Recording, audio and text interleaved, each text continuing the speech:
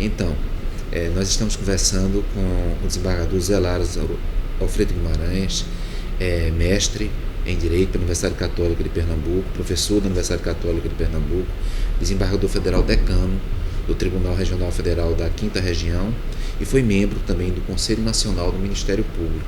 E também, me ajude se estiver errado, uma pessoa muito ligada à área da informática no direito, já há bastante tempo trabalhando, discutindo, a teia jurídica fazia parte dessa iniciativa, faz parte. Fala um pouco dessa perspectiva do direito, a informática e o mundo web. Eu recordo, quando a gente vai envelhecendo, às vezes a gente vai ficando lembrando das coisas que acontecem na vida da gente, marcantes. Eu era juiz federal na Bahia e quando eu chego para o meu trabalho, encontro nas cadeiras lá que no corredor davam acesso à sala de audiência, me encontro o professor Orlando Gomes, grande mestre do direito civil brasileiro. Mestre, o senhor está aqui, tal, vamos entrar, vamos aqui na minha sala. Ele foi, e lá eu recordo que eu tinha um TK3000. Certo, eu tive. Você teve, né? Tive. Eu tinha um TK3000 que eu levei para meu gabinete e eu preparava muito o meu trabalho. No começo eu tinha que fazer acentuação com caneta. Assim, tinha um TK3000 e uma impressorazinha. E eu tinha assistido a uma palestra do professor Orlando Gomes, era uma comemoração da fundação do Tribunal da Relação da Bahia, que foi o primeiro tribunal do Brasil, e ele fez uma palestra realmente arrasadora em relação à utilização do computador pela justiça, né? Dizendo que desse jeito o nosso doutor Alexandre, senta aqui, a gente está gravando. Também foi meu professor aqui. Eu tenho profunda admiração pelo professor Alexandre e magistrado, magistrado de primeira categoria. Então, a gente está gravando aqui, não é? Então, Alexandre, e o tema nosso de agora está sendo o processo eletrônico. Eu falei, doutor Lázaro, ele de há muito tempo já lidava com a questão do direito, da informática no mundo web. Aí ele está contando como foi que isso teve início. Então, eu tinha levado para meu gabinete um TK3000, que era um microcomputador, o primeiro microcomputador, o sistema da Apple não tinha o Windows ainda. E eu levei com uma impressorazinha, eu comprei,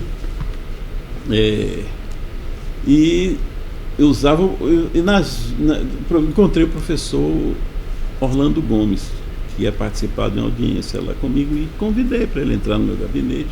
E ele, dias antes, ele tinha proferido uma conferência no Tribunal de Justiça da Bahia, em que ele arrasava a utilização do tecnologia de informática na justiça. Ele dizia que não é possível que se imagine que os conflitos de interesse sejam resolvidos e as peças jurídicas sejam produzidas à base de clicar teclas.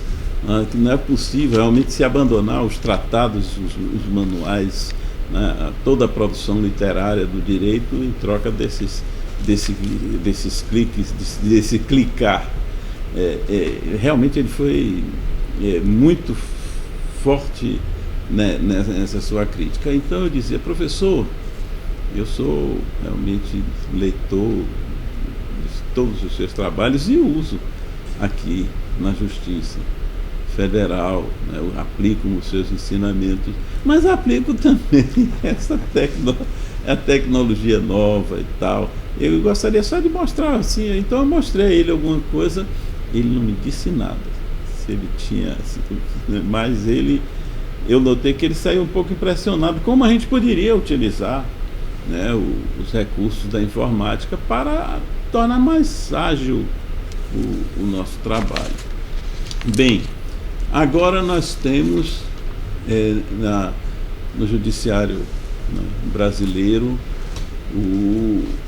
a implantação, né, progressiva, né, e cada vez mais ampla, né, extensa pelos tribunais de justiça, pelos tribunais regionais federais, Supremo Tribunal Federal, Superior Tribunal de Justiça, Justiça do Trabalho, aplicando o processo judicial eletrônico.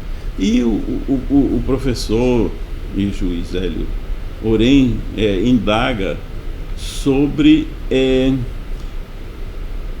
a comparação entre essa nossa progressiva e cada vez mais intensa aplicação desses recursos no nosso judiciário em comparação com outros países, né? Exatamente. Então nós temos, por exemplo, nos Estados Unidos se utiliza, claro, eu participando de um curso de uma semana lá sobre tendência, um workshop de tendências do direito constitucional, o professor dizia, olha, depois que os juízes da Suprema Corte passaram a contar com o computador, as opinions, os acórdãos deles são muito mais extensos, porque é um tal de copiar é um tal de copiar e colar que não termina mais.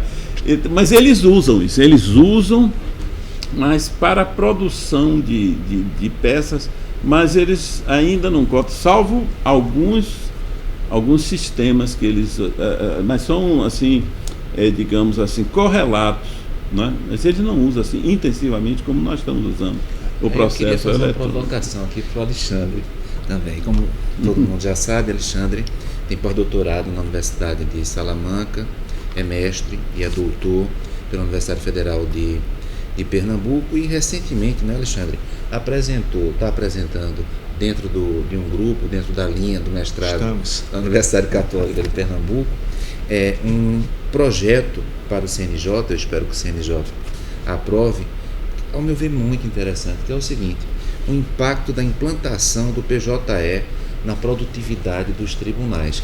Fala um pouquinho, Alexandre, sobre esse impacto da implantação do PJE na produtividade dos tribunais. O Conselho Nacional de Justiça, ele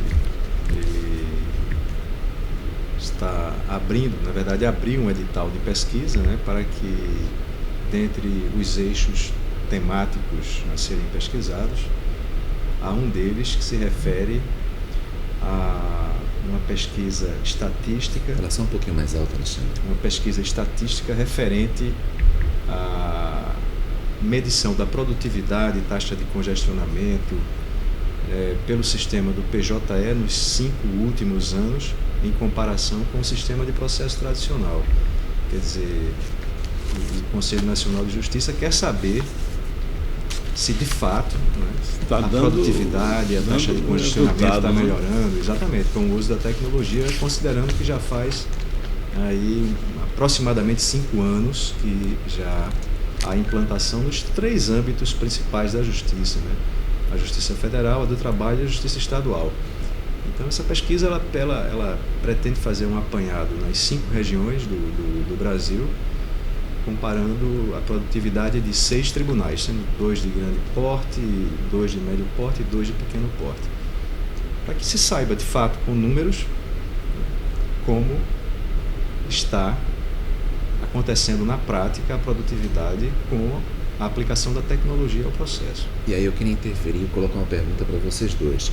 Nós temos um novo Código de Processo Civil. Então, será que o novo Código de Processo Civil, independentemente do PJE, não é? Ele, de alguma maneira, não provocaria algum desvio na comparação entre como funcionam os processos escritos, processos materiais, físicos e o processo eletrônico? Será que o novo Código de Processo Civil também interferiria nessas comparações? Essa é uma pergunta que eu deixo para os dois. E a outra pergunta é o seguinte, eu vi que o Alexandre fez uma afirmação bem recentemente lá na Justiça do Trabalho, muito interessante, que é que o novo Código de Processo Civil é bom para a Áustria, Noruega, Finlândia. Queria que falassem um pouco sobre isso. O novo Código de Processo Civil perante o PJE. O Brasil está preparado? Bem, olha, me parece que alguns aspectos do Código de Processo Civil são extremamente positivos. Tá? Eu vou dar um exemplo. Nos procedimentos especiais, as ações de família, tá? Em que há uma ênfase muito grande na conciliação, na mediação. O juiz primeiro tem que levar, forçar, no bom sentido, né, as partes a resolverem a uma solução consensual, com apoio de pessoal especializado, profissionais especialistas, psicólogos, assistentes sociais e tal. Realmente, eu só dou isso como exemplo. Então, o código tem aspectos muito positivos, que traz, embora de modo a respeitar o que se puder fazer em termos de implantação de recursos tecnológicos, né? de se criar e avançar no processo eletrônico, mas resguardando o que precisar ser feito ainda de processo físico. Mas o novo código também traz assim preocupação em alguns pontos que me parece que eu não sei, que precisam ser resolvidos. Um deles já se busca, a Câmara dos Deputados aprovou e vai agora ao Senado, eu acredito, é a questão da admissibilidade dos recursos excepcionais, né, do recurso extraordinário, do recurso especial. Mas eu não tive a oportunidade de ler, o professor Alexandre talvez conheça esse projeto, eu não li ainda esse projeto, não tive oportunidade ainda de ler. Eu tenho acompanhado pelas notícias dos jornais. Um ponto que ainda não foi apresentado nesse noticiário diz respeito ao controle de admissibilidade na apelação, que desaparece, né? Ele salta do juiz de primeiro grau. Isso. Quando me parece que é importante esse controle. Inclusive nós temos aqui de Pernambuco, saiu um projeto que foi da autoria, se eu não me engano, do deputado Maurício Randes, que inseriu o parágrafo 1º no artigo 518 e permitiu ao juiz de primeiro grau obstar, né, o processamento da apelação quando sobre a sentença estiver baseada na jurisprudência, a súmula do Supremo Tribunal Federal ou de outro Tribunal Superior. Então, é um controle que já vai se fazer ali. O juiz de primeiro grau, ele controla a tempestividade, né, do recurso. Então, faz uma filtragem que me parece muito importante e que se perde, né? Essa filtragem. E me parece que, eu não sei, talvez o professor Alexandre, se há nesse projeto alguma disposição quanto a esse controle de admissibilidade. Muito bem, eu queria só fazer um esclarecimento inicial a respeito do comentário que Hélio fez sobre um curso que eu dei lá no Tribunal Regional do Trabalho. Eu preciso só contextualizar. Quando eu falei que o código era bom para a Escandinávia, o que eu quis dizer foi o seguinte: eu não acho que o código seja ruim. Eu tenho estudado o código assim, detidamente e estou convencido que ele apresenta um sistema muito mais dialógico, investe muito no princípio da cooperação processual, estabelece um sistema no qual o judiciário haverá de ser mais republicano, haverá de dialogar com as partes, impede, artigo 9º, as decisões surpresa, ressalvadas as hipóteses nas quais o próprio código ressalva, como por exemplo, a tutela provisória. Não é? Mas, enfim, o código, por outro lado, e aí eu gosto muito de Augusto dos Anjos, então eu digo sempre que a mão que afaga também apedreja. O código, ele é muito, assim, do ponto de vista sistemático, ele é bom. Não considero que o código seja ruim. Não estou nesse grupo que considera o código ruim. Só acho que ele investiu muito na dialogicidade, muito na cooperação. Eu posso te pedir uma menos coisa? Explica sobre o que é dialogicidade. Certo.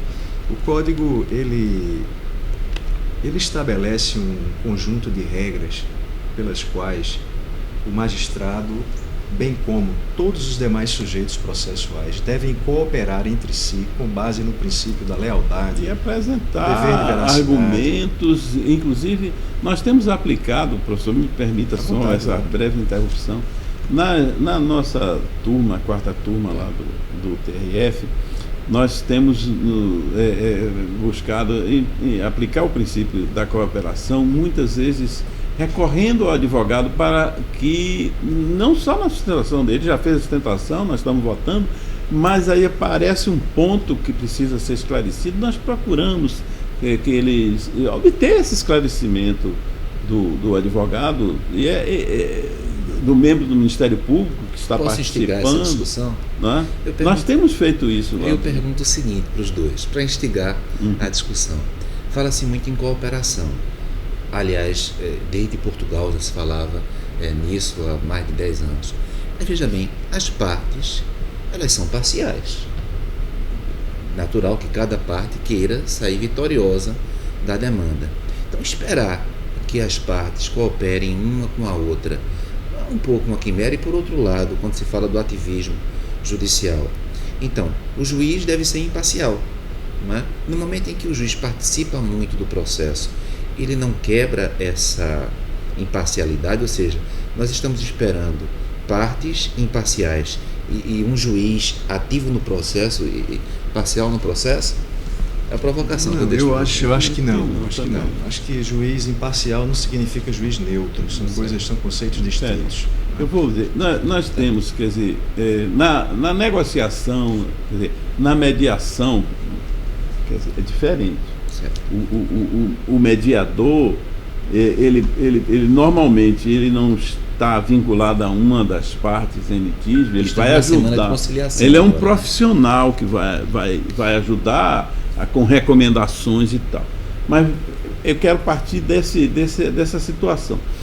Ele encontra muitas vezes, né, na análise do caso, meios de resolver, de eliminar o conflito. Por quê? Seja porque ele tem mais experiência, seja porque ele, estudando o processo, ele compreendeu pontos que as partes, pela emotividade e pela a própria adversidade que envolve, né, esse conflito, as partes não veem. Muitas vezes o mediador ele encontra um meio, uma via que era inexplorada, que não era nem do conhecimento, nem as partes envolvidas não então, obrigatoriedade. Ele encontra um meio de resolver o conflito. Mas era isso que eu queria dizer, só para concluir o raciocínio. Quando eu falei na Noruega e na Finlândia, é que o código é caro. É caro no sentido financeiro. Porque lá pelo artigo 160 e seguintes do novo código, ele determina que os tribunais criarão as centrais de mediação e de conciliação, sem as quais ele não funcionará a contento. Eu sou capaz de apostar isso vai envolver que o processo recursos, ficará mais lento. Né? Recursos financeiros pesadíssimos. Lázaro, e formação aqui, de pessoal. Perfeito. Só aqui em Recife eu fiz um cálculo, conversei até com o presidente do tribunal, que é nosso colega também na faculdade, eminente desembargador Frederico Neves, grande professor, grande processualista. Né? Só nas varas cíveis da capital do Recife, nós temos, em média, uma distribuição mensal de 2.400 ações. Perceba, se nós tivermos que todas as ações que começarem a partir do dia 18 de março do ano que vem, pelo procedimento comum, criado pelo novo CPC, se todas essas ações tiverem de passar por uma central de mediação e conciliação só na capital, nós teríamos que ter uma contratação de pessoal para a qual nós não temos como fazer. Ainda mais na época que nós estamos vivendo. Perfeito, numa época de crise. O Tribunal de Justiça de Pernambuco lançou agora um edital para habilitar mediadores e conciliadores, contando como atividade, inclusive, de universidades. Mas veja, eu nem coloquei aí as ações de família. Nas ações de família, além disso, ainda tem os psicólogos, tem os assistentes isso que eu ia falar, sociais. Exatamente. De onde vem o juiz fica preso. O juiz Claro. não pode dar andamento ao processo Certo, antes claro. de possibilitar essa via. Não, pense agora na região metropolitana e depois em todo o estado de Pernambuco. Nós não temos condição de cumprir o código à Nesse risca. sentido, Não temos. Nesse sentido que a coisa é para a Áustria, para Nesse a sentido, Suíça, foi nesse sentido. para a Agora Suécia, eu contextualizei. para a Por quê? Noruega. E outra coisa interessante, Lázaro, o 334 do novo código, ele diz que o processo regido pelo procedimento comum começará necessariamente com uma audiência de tentativa de mediação ou conciliação, ressalvadas duas hipóteses. Primeiro, o direito em questão não é sujeito nem susceptível de transação. Segundo, ambas as partes, somente se ambas disserem que não tempestivamente que não querem, ou seja, o autor na inicial e o réu até 10 dias antes da realização da audiência. Mas Tirando isso, que é um problema. Claro, tirando isso, nós teríamos que fazer a audiência. Agora veja, o dilema. Se eu não tiver as centrais instaladas, eu sou titular de uma vara civil. Eu tenho duas alternativas. Mando para uma central que não está instalada, a contento, ela não atenderá à demanda, ou então eu faço audiência. O código não quer que eu faça audiência, porque ele diz que a audiência será regida, dentre outros princípios, pelo princípio da confidencialidade, para que não paire na mente do magistrado, que decidirá a lide, se acaso não for frutífera a conciliação, nenhum resquício de subconsciência acerca das propostas que foram lançadas e não foram recepcionadas pelas partes. Então é aquele caso do autor que oferece que pede lá uma proposta lá, quer receber 100 mil de indenização de dano moral, e o réu diz assim, não, eu só pago 5 mil sem reconhecer minha responsabilidade, só para me livrar desse problema. Não havendo conciliação, o que é que vai ficar no subconsciente do juiz? Que quem ofereceu a proposta de pagamento tem responsabilidade, e aí as partes ficam inibidas. Então veja, se o juiz fizer a audiência, ele vai impactar fortemente na sua produtividade. Teresa Sabeck, que é uma professora da USP, ademais, ela diz o seguinte: essas tentativas de conciliação, elas têm uma taxa residual mensal que gira em torno de 20%, considerando 20% em que a citação não se realiza positivamente. Então você vai gerando um acúmulo mensal que vai crescendo mês a mês de 20% para o mês seguinte. Por quê? Porque a citação não conseguiu se realizar positivamente. Então a gente tem que pensar nisso. A gente tem que pensar na estrutura para que a expectativa que foi lançada perante a sociedade civil de que o processo vai ficar mais rápido seja de fato efetivada. No ano que vem o processo ficará mais lento.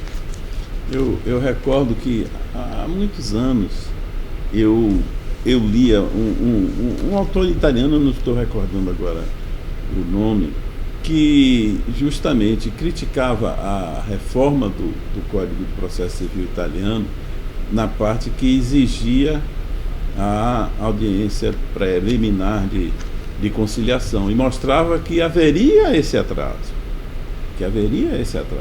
Nós tínhamos na ação de consignação, lembra? A audiência de oblação. E um dos motivos que fizeram com que essa audiência fosse suprimida, a audiência de oblação, era que ela atravancava o andamento do processo, considerando os baixos índices. E nós, na Justiça Federal, tínhamos uma dificuldade muito grande naqueles procedimentos sumaríssimos, né?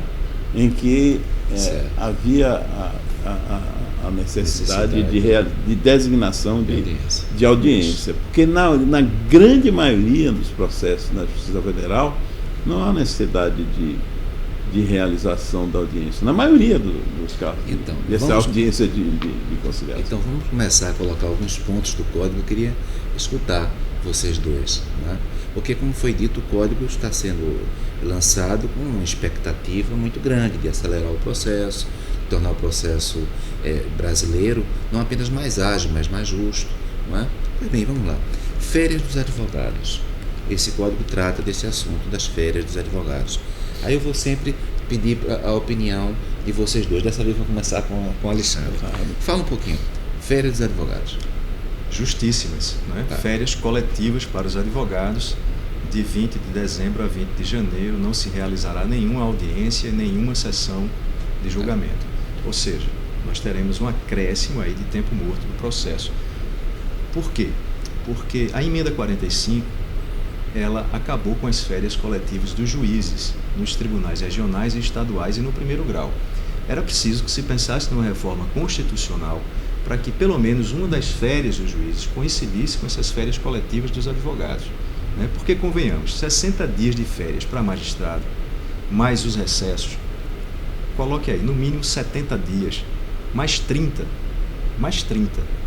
das férias coletivas aí, nas quais não haverá audiências, ou seja, aquelas ações que começarão tramitando pelo procedimento comum, as quais todas elas, ressalvadas aquelas hipóteses que eu falei aqui, devem ter aquela audiência lá, né? Elas começarão fluindo normalmente, mas nenhuma decisão vai ser tomada naquele momento, nenhuma audiência, nenhuma sessão de julgamento vai ser realizada durante aquele período, o que significa uma dilatação no tempo morto do processo. Não é? Além disso, você pode acrescentar aí também o seguinte, lá pelo 240 e alguma coisa do novo CPC, os prazos processuais serão contados em dias úteis. Né? Eu só pediria o seguinte, que como todo mundo está vendo aqui, são muitos assuntos interessantíssimos. Aí no próximo bloco, o que eu pretendo fazer? Eu vou colocar vários pontos do novo Código do Processo Civil, eu vou pedir a opinião de vocês dois, que é tão difícil encontrar a possibilidade. É possível só fazer um acréscimo aí, o que disse o professor Alexandre, é que nos tribunais esse tempo vai se alargar, porque eu digo isso por mim, e digo isso pela experiência de outros colegas também. Eu acho que nenhum juiz de tribunal vai marcar suas férias para antes do dia 20 de janeiro. Porque na Justiça Federal, acho que também agora na Justiça Estadual, até 6 de janeiro o recesso. Não é?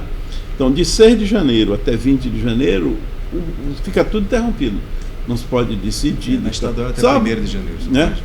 Mas então, até 20 de janeiro, eu quero saber qual é o juiz, assim, com um espírito público tão elevado que vai marcar suas férias para começarem no dia 7 de janeiro. Quando ele vai marcar para 20 de janeiro. Então, esse mais vai ser um período em que... Então, a gente vai discutir. O juiz vai estar lá, mas vai sair de férias depois. Então, no próximo bloco, a gente vai discutir vários pontos específicos do novo Código de Processo Civil, com o Alexandre, com o Dr. Lázaro, com vocês. Eu queria que a gente acompanhasse e estudasse com duas pessoas tão experientes e tão estudiosas há tanto tempo do processo civil no Brasil, acompanhasse esses pontos específicos. Eu vou lançar também. Muito obrigado. A gente continua.